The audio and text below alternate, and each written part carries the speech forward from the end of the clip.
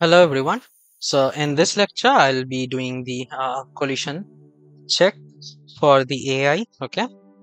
So um, in the last lecture, like while editing the video, I saw that my video was getting way too long because I was just typing and then explaining it again, and the whole thing from a learning perspective was kind of a bit boring even to me. So what I've thought is, like, for the C++ lectures, what I'll do is I'll have the code ready and then I will explain it, and then that way you can actually like pause the video to uh, write everything that I have already written, and you can continue with the lectures like without waiting for me to actually complete everything. Okay, so that way it's much more easier and uh, not boring to learn, I would say. Okay, so let's get started with this lecture.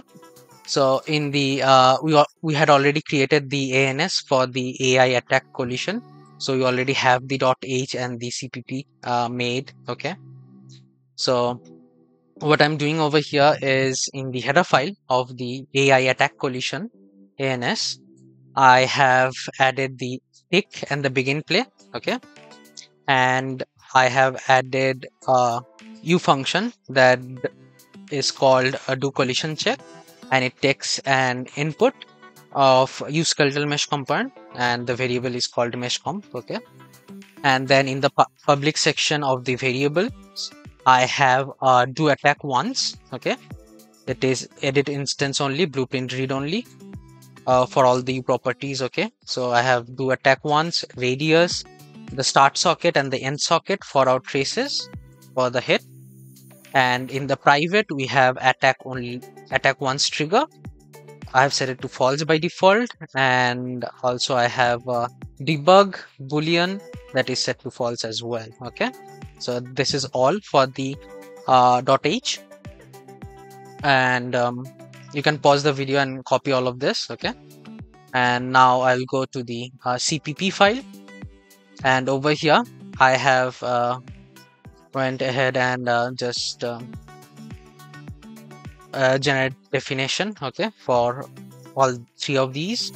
So first, in the begin play, what I'm doing is, now we have this attack trigger once private boolean, so I'm setting that private boolean to be whatever the do attack once will be from our anim notify. Okay, so that's all I'm doing. I'm setting the attack once trigger from the do attack once, and then I am going into the tick. Again, in the tick, there's nothing mm, not a lot of code. So what I'm doing is, if attack once trigger, the private variable, if it is true, then I'm only doing calling the do collision check function once. I'm passing the mesh component from here on from the tick. Okay, and I'm setting the attack once trigger to be false. And then on a else if statement, that is the false branch. Okay, I'm doing a not do attack once. Now do attack once is the exposed variable that we're using. I'm not using the not attack once trigger, and I'm not using just else or a false pin over here. That's because if I was to do just an else, what would happen is, this is a tick, right? So if this one was set to true once, right, now it would be set to false, and then this branch condition would be set to would trigger, and this would just loop, right? So if I'm to do only attack once, this will always return multiple hits, right? That's why these are two different condition checks. Okay, and I'm calling the same function in both places, like I said. And the main logic for the collision check is in this function that we made. So first over here, we are creating a hit result. Okay, so this is just a variable that I'm creating, and then I'm creating the values for the sphere trace single.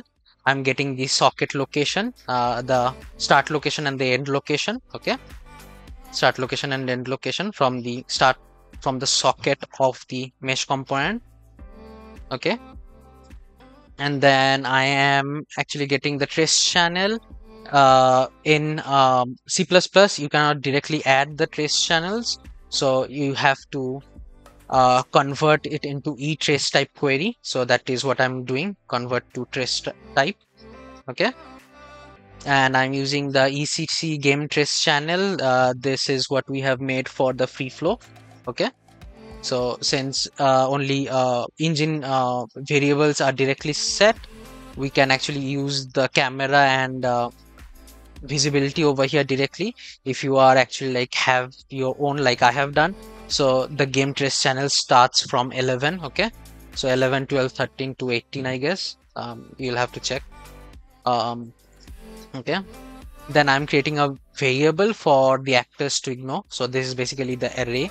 So where we do in the blueprints, drag a pin and say make array. So this is what I'm doing, actors to ignore, making an array.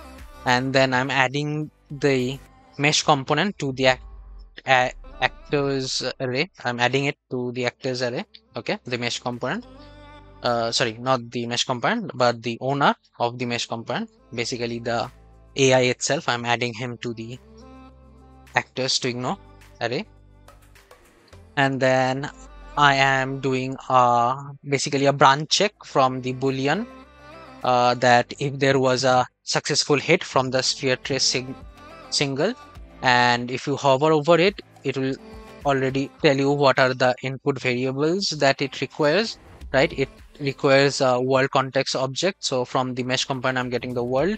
So that is our world context. Then we have the start and the end locations. So we are getting the in socket that we have just made over here, in socket and out socket. That is our start and end. Then we have the radius. Radius is basically, we have it exposed as a variable. Okay, so we can actually like have it on the anim notify state itself exposed. And then we have the trace channel. Like I said, the trace channel is of the 8 trace type query and not trace channel. So that's why we did the cast over here, and basically that's what I'm typing over here, trace channel. And then this is the B trace complex. I have set it to true. Then added the actors to ignore, and debug duration, debug trace.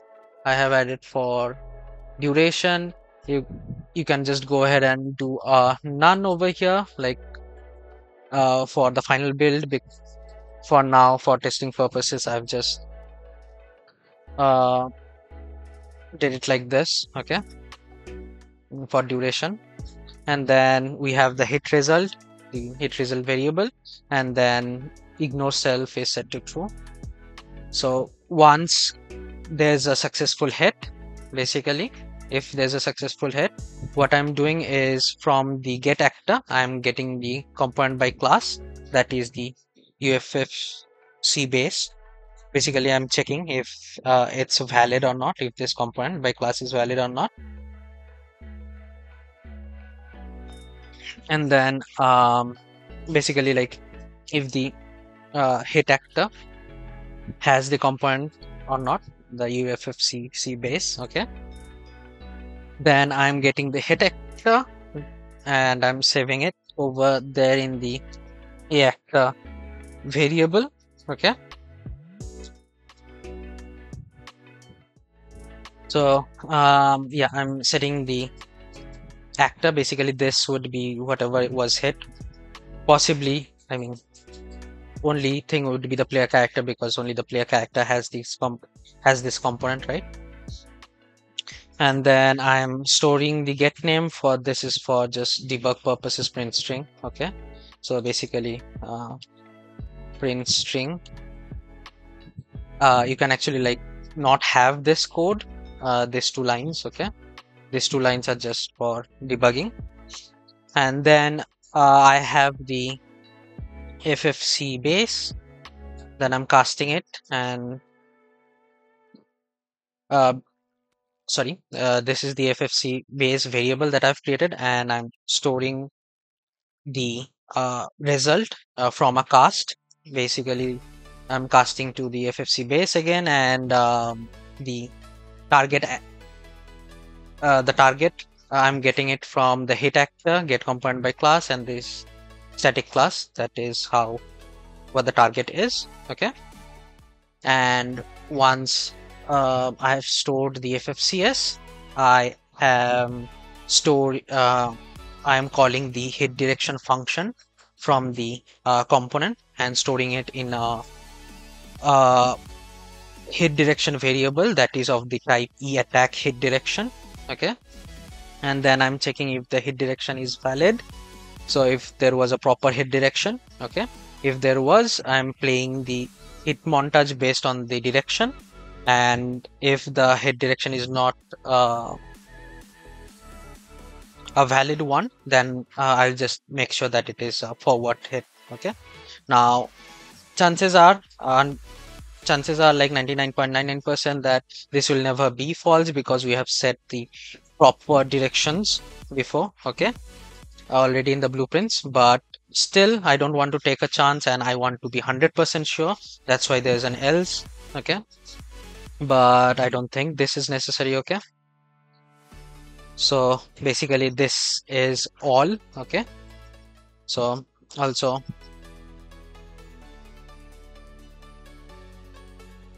yeah, I think this is better. So I'll actually like give you guys 5-second time over here to actually just copy everything. Okay, so this is it for the notify as well, and for the collision,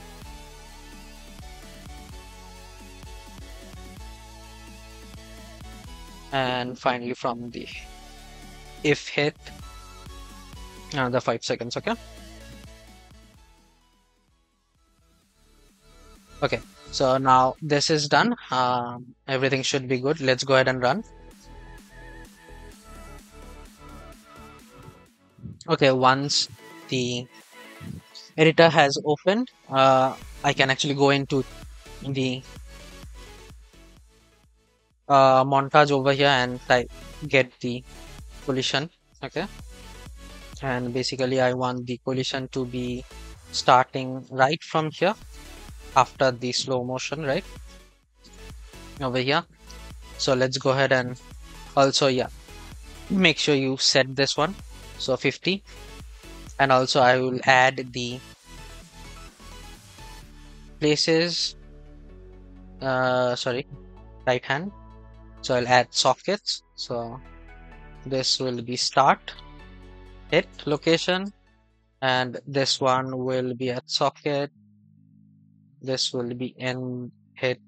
Okay, so the start hit, I want to make sure that it starts from here, and end hit, I will make sure it stretches in front like this. Okay, you can go top view and check it as well how you want it to be. Also might want to go wireframe. Seems fine.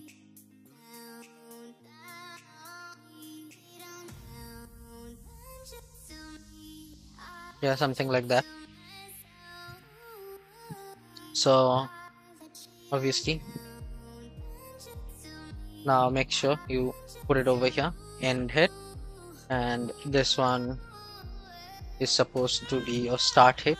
Okay, radius is 50, do attack once is true, and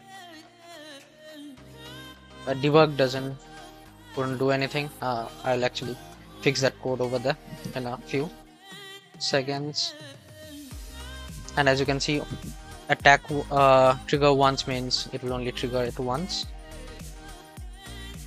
Okay, that's okay. I know what that bug is. So in our last lecture we did this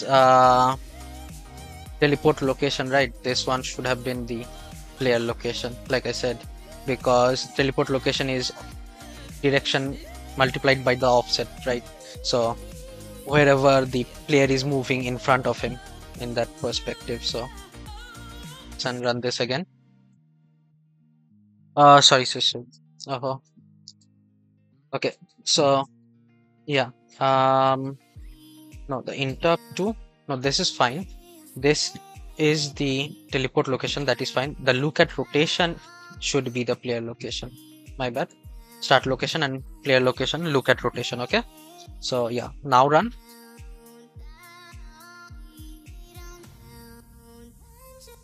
Okay, so I'll reopen this. What happened? Yeah, yeah, attack collision. 60 and 26. 60 and 26.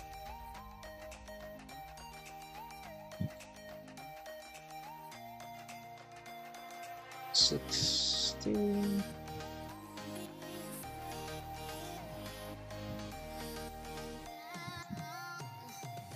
So if there is an head actor and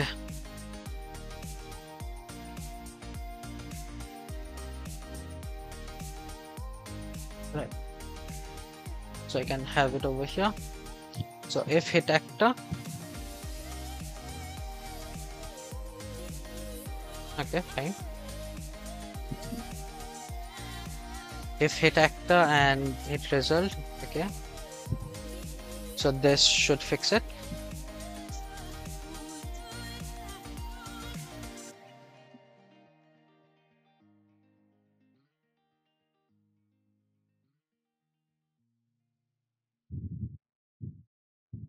Okay.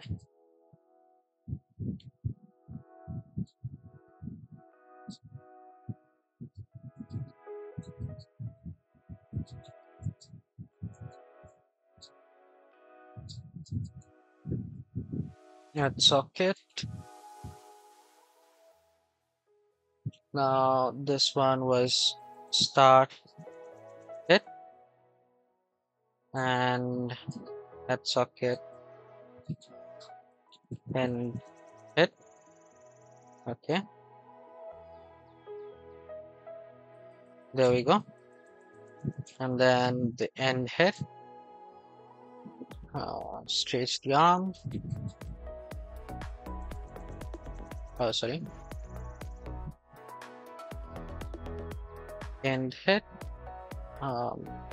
Make it move in front like this and start hit all the back over here. Okay, seems good. So now that is the test, which is fine. Now let's go ahead.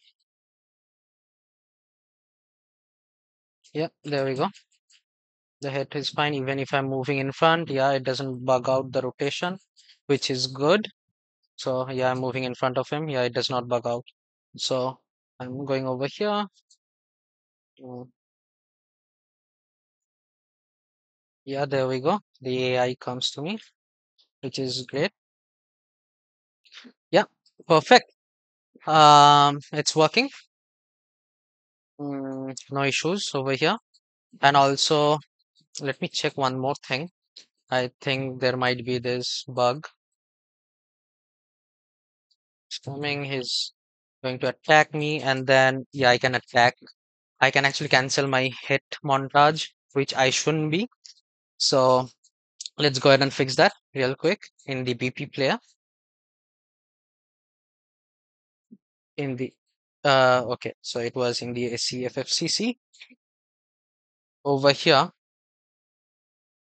As soon as it starts, what I want to do is I want to create a subtag, and this one will be hit react. Okay, add new tag, and this one will be hit react.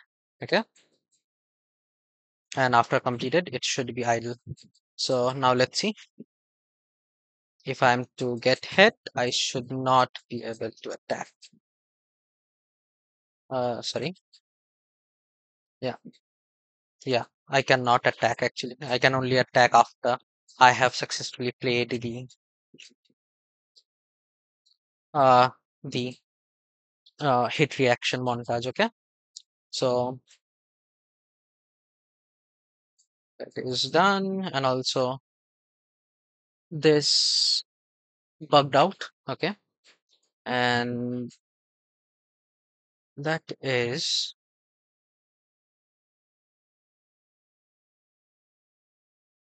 in the FFCC where I have set current enemy, right? Once the enemy is set, I'm setting the control enemy logic, right? So what I want to do over here is um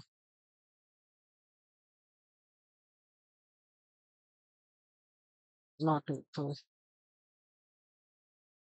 yeah, okay.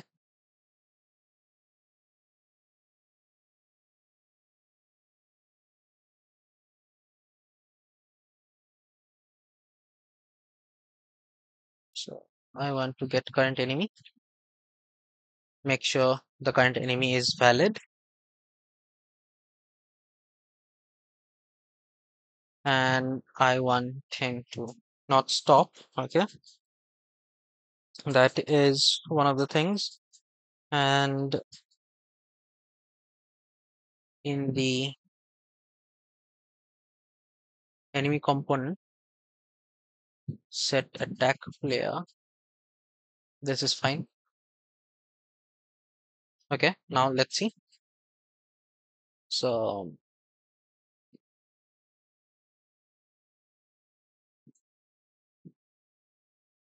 I attack him, and his logic, yeah, is fine. Attack him, that is fine, yeah. He got reset, see? So which is really good. Now, yeah, this is actually more than perfect.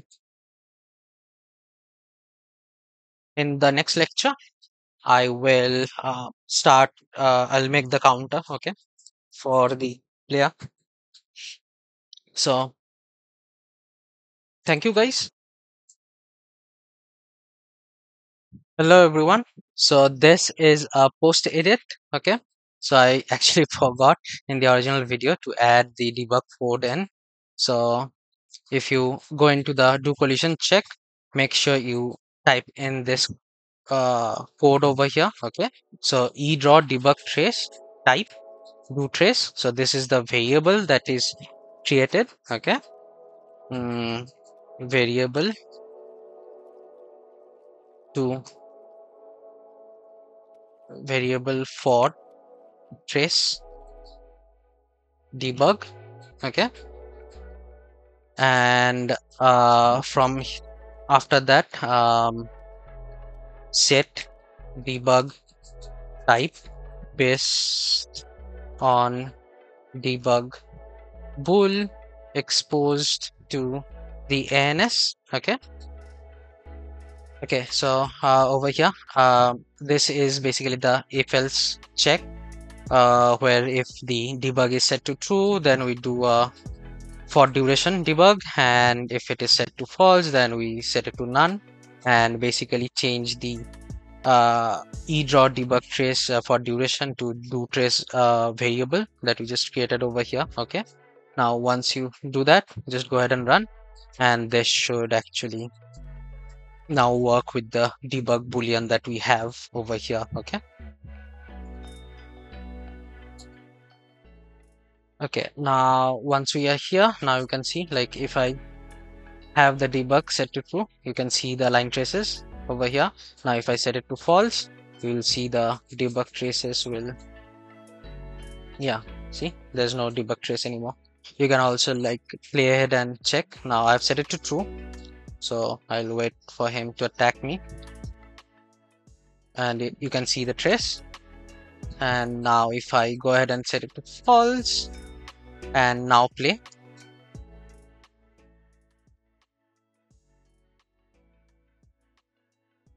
yeah, you can see like there's no trace anymore, okay. So that's all. And as always, if you want to support me and the work that I'm doing, you can subscribe to my Patreon. It starts from just $1 a month. Okay. And also, there are different uh, tiers based on the needs of different people. Okay. So, do check it out once. Thank you.